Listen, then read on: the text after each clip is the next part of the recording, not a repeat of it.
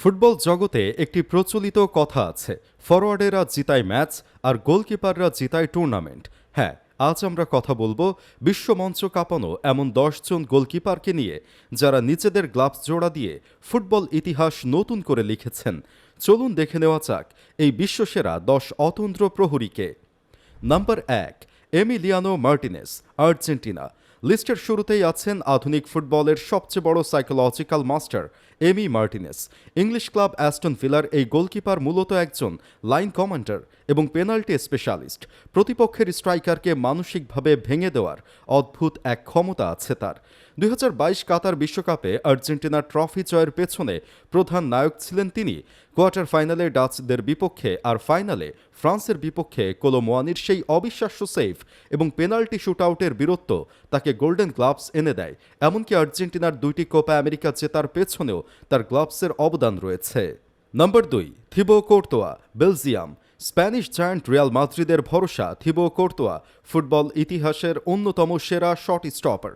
তার বিশাল উচ্চতা এবং অবিশ্বাস্য রিফ্লেক্সের কারণে পোস্টের নিচে তাকে পরাস্ত করা প্রায় অসম্ভব।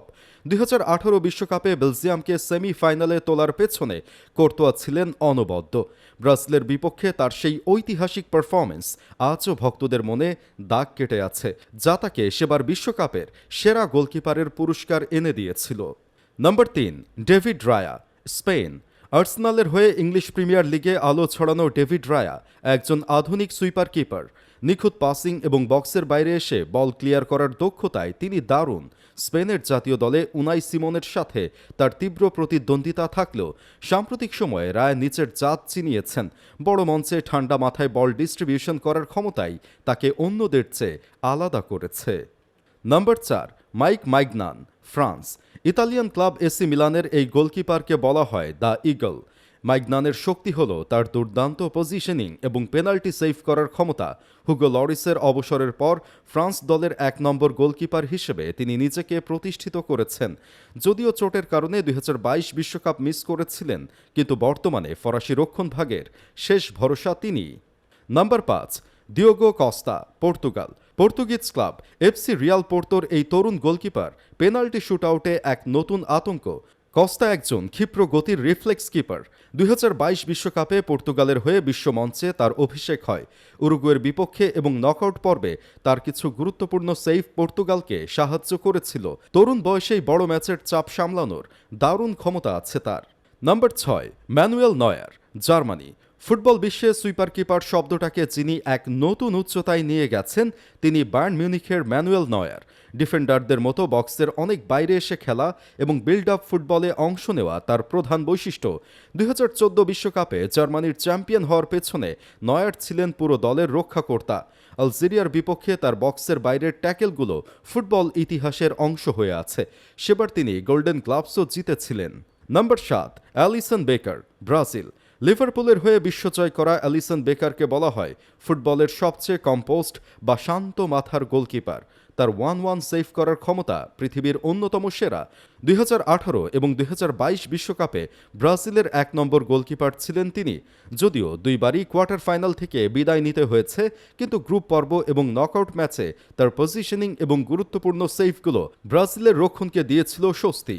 Number 8, Guillermo Ochoa, Mexico.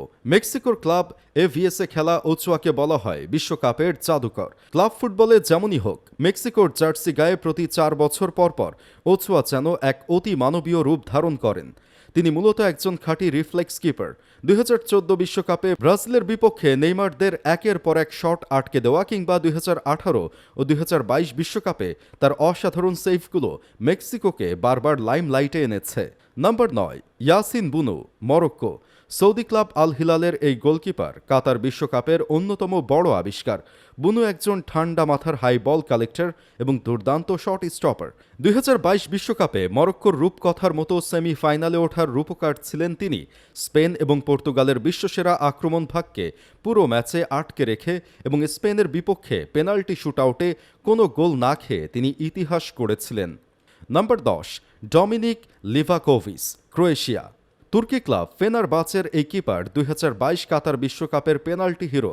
লিভারকোভিচের প্রধান শক্তি হল গোল লাইনে তার অবিশ্বাস্য রিফ্লেক্স।